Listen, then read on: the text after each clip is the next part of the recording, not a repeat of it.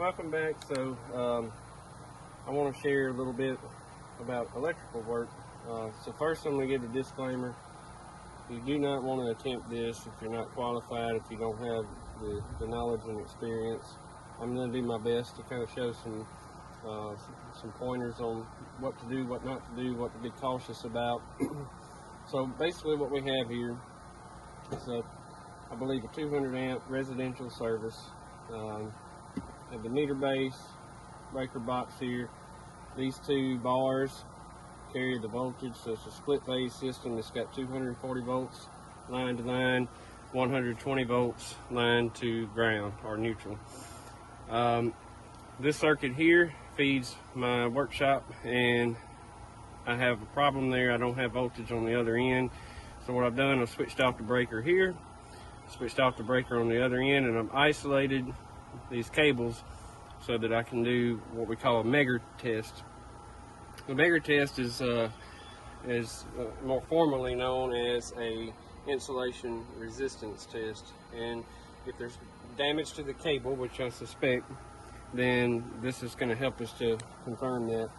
So first step is safety. So I'm wearing my eye protection.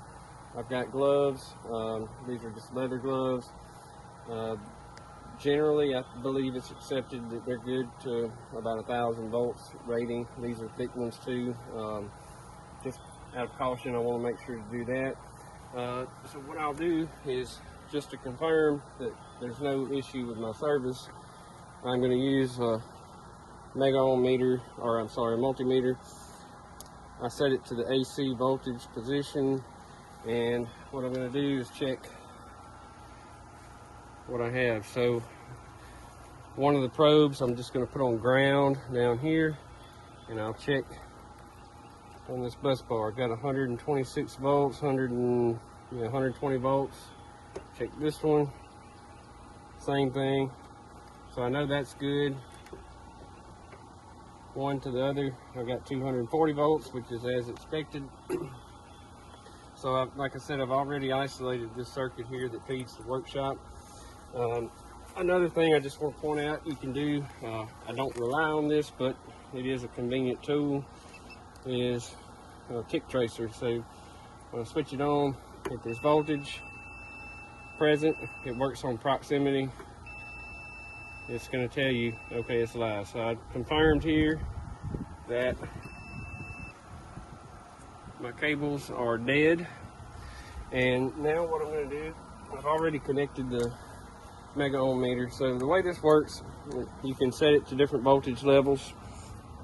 I've got it set to 250 volts, which should be sufficient for this type of circuit.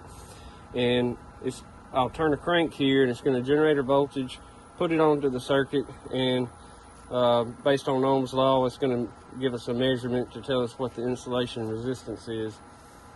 So I've connected to one of the cables here, and I've connected the other side to ground. So that's typically how you would do this. You meg to ground.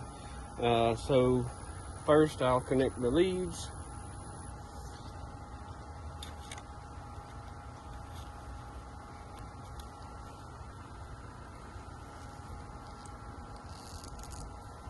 And then what I'll do is I'll turn the crank on this, and you can see the needle has moved all the way to this side. So high resistance is on this side, which is what you want.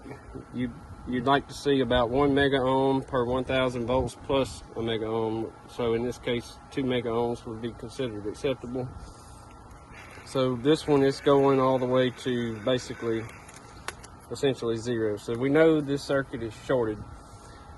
Now I'm going to move to the second one, and this one here, we'll see what it does. So I turn the crank, same thing. So these circuits are bad, and what that means is I'm going to have to go and do some exploratory work and try to understand where the damage is in the cable, somewhere between here and my workshop. And then from that, make some repairs. Then I'll come back and do the same test just to confirm that everything is good. So just a short video showing this. If there's any questions, comments, You can leave them there.